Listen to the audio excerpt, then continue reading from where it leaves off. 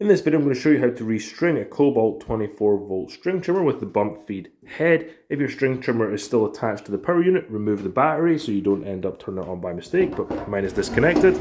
There are a couple of different ways to rewind this Kobalt string trimmer head. I'm going to show you the easiest way today. You could do it the old school way and rewind the spool with it removed from the unit, but you don't have to do that. First thing you need to do is make sure there's no string left in here. Now find this little tab here, there's going to be one on the corresponding side, and we're going to press them both in to remove this head.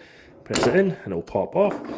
And then here's your spool. Now make sure there's no string left in here, which there isn't. Now we're going to put this back on and then make sure the cap is back on top.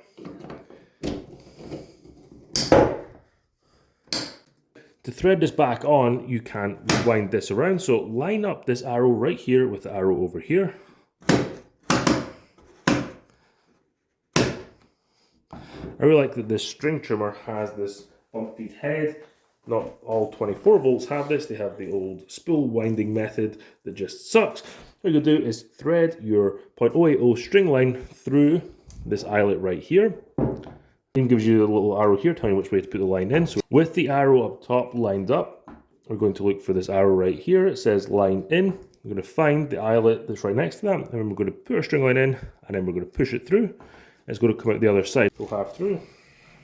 To rewind the string line, just hold the base still and then turn this knob on top and it'll start winding it in.